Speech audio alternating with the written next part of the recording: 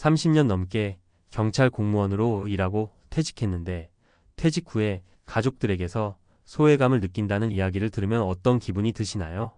나름 충실하게 가정을 위해 살아왔는데 정작 집에서는 내 자리가 없나? 하고 서운함이 들 수도 있습니다. 사실 오랜 기간 근무를 마치고 은퇴를 하게 되면 기대보다 훨씬 많은 변화를 마주하게 됩니다.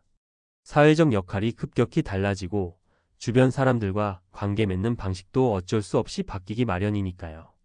특히 경찰 업무처럼 긴장도 높고 교대 근무가 잦은 직종이라면 은퇴 후에 가족과 함께 지내는 시간이 갑자기 늘어나면서 어색함이 더 크게 다가올 수도 있습니다. 그래서 흔히들 집에서 왕따 당한다는 표현을 쓰곤 하지요. 그렇다고 해서 이런 상황을 바꾸지 못하는 건 아닙니다. 오히려 은퇴라는 시기는 새롭게 정체성을 정비하고 다시금 인생의 방향을 잡아볼 수 있는 기회이기도 합니다. 30년이라는 긴 세월 동안 성실하게 한 직장에서 근무했다는 것만으로도 이미 대단한 성취이자 자산입니다. 다만 그 대단한 경력 뒤에는 은퇴 후 사회로부터 받은 대우가 예전만 못하다는 씁쓸함도 따르게 마련이지요. 경찰 생활 때와는 달리 이제는 스스로 일상을 설계하지 않으면 시간이 흘러가는 대로 방치되어 버릴 수 있습니다. 가족들과의 관계에서도 내가 제일 바빴던 시절과 달리 이제는 소통 방식과 대화 주제도 달라져야 하니까요. 오늘은 은퇴 후에 겪기 쉬운 3가지 사례를 중심으로 어떻게 하면 이런 소외감이나 왕따 당하는 느낌을 줄이고 가족과 조화롭게 지낼 수 있을지, 또 나아가 사회와 어떻게 다시 연결될 수 있을지를 나눠보려 합니다. 흔히 남성 중심 직장 문화에 젖어 있던 분들, 특히 경찰과 같이 공직 문화가 강한 직업은 은퇴 후 적응이 더 어려울 수 있지만 준비와 인식 전환에 따라 얼마든지 새로운 길을 열 수 있다고 믿습니다. 아래 3가지 사례가 조금이나마 도움과 공감을 드렸으면 좋겠습니다. 첫 번째 사례, 가족과 대화 주제가 어긋나는 문제. 어 씨는 58세에 경찰 공무원 퇴직을 맞이했습니다. 그동안 사건, 사고, 치안 문제 등으로 밤낮 없이 지냈는데 막상 퇴직 후 아침에 눈을 떠보니 일터가 아닌 집안에 자신이 풀타임으로 머무른다는 게 실감나지 않았다고 합니다. 처음에는 이제 마음껏 쉬어야지 하면서 느긋하게 출근 스트레스도 벗어나고 좋아했지만 불과 몇 주 지나지 않아 온 가족이 각자 바쁘게 움직이는 모습에 낯설음을 느꼈습니다. 아내는 이미 본인의 생활 패턴이 있고 자녀들은 학업 혹은 직장, 친구와의 약속 등으로 나름의 일정을 소화하고 있었습니다. 어 씨는 집에 머무는 시간이 많아지니 아내와 자녀들과 대화를 하려 했는데 막상 무슨 이야기를 나눠야 할지 막막했습니다. 요즘 치안 관련 뉴스가 이렇더라 라고 이야기해도 가족들은 그리 관심이 없거나 혹은 이미 뉴스를 보고 자기들끼리 따로 얘기를 나눴던 부분이라 너무 늦게 합류하는 기분이 들었던 거죠. 그러다 보니 어 씨는 서서히 가족이 나와 대화할 때마다 어쩐지 흥미가 없어 보인다고 생각하며 섭섭해졌고, 가족들도 아버지는 매번 옛날 얘기나 뉴스 얘기뿐이야 하며 살짝 거리감이 생긴 겁니다. 마치 집 안에서 혼자 겉도는 느낌이 들면서 내가 혹시 왕따를 당하고 있나 하는 생각까지 스쳤다고 합니다. 해결 방법과 제안. 새로운 관심사 찾기. 퇴직 전에는 주로 경찰 업무, 사건, 사고 같은 주제에 익숙했다면 이제는 가족이 관심 갖는 최신 유행이나 취미 등에 눈을 돌리는 것이 좋습니다. 자녀와는 신기술, SNS, 음악, 영화, 스포츠 등 범위를 넓혀보는 거죠. 대화를 이끌기보다는 자녀나 배우자의 관심사에 가르쳐 달라는 마음으로 다가가면 훨씬 부드럽게 이어집니다. 하루 일과 함께하기. 갑자기 여유 시간이 늘어난 만큼 가족과 함께할 수 있는 틈이 어디 있는지 살펴보세요. 아내가 장을 보러 갈 때 따라가 본다든지, 자녀가 공부하는 주제나 취미를 살짝 기웃거려 본다든지.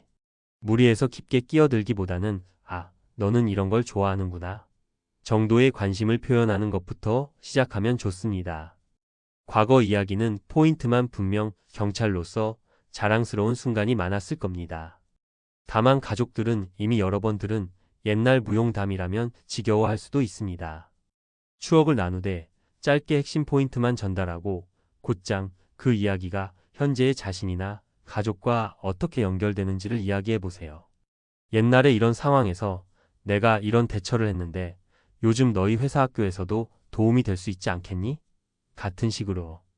두 번째 사례, 은퇴 자금 및 경제적 역할의 변화.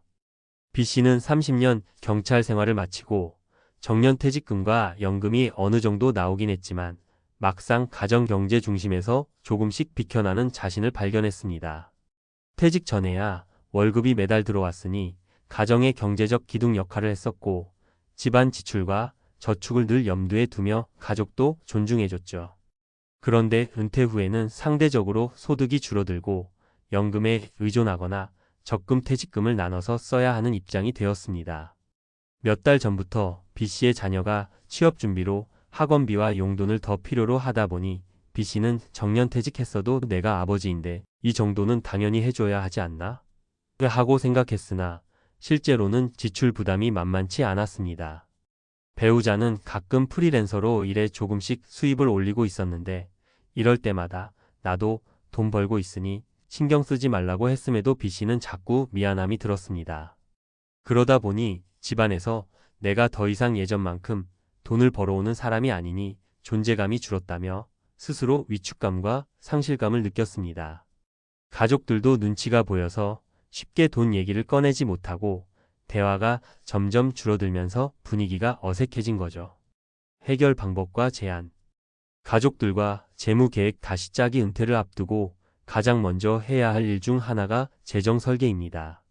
이미 은퇴했다면 지금이라도 가족 구성원들과 한자리에 모여서 수입과 지출 계획을 솔직하게 공유해 보세요. 앞으로 얼만큼의 돈이 매달 들어오고 어느 범위까지 지원이 가능하다는 걸 구체적으로 말해야 합니다. 역할 재정의 은퇴 전에는 내가 돈을 벌어오는 역할을 주로 해왔다면 은퇴 후에는 가족의 삶을 윤택하게 해주는 관리자 혹은 경험을 전수해주는 멘토 등으로 역할을 바꿔볼 수 있습니다.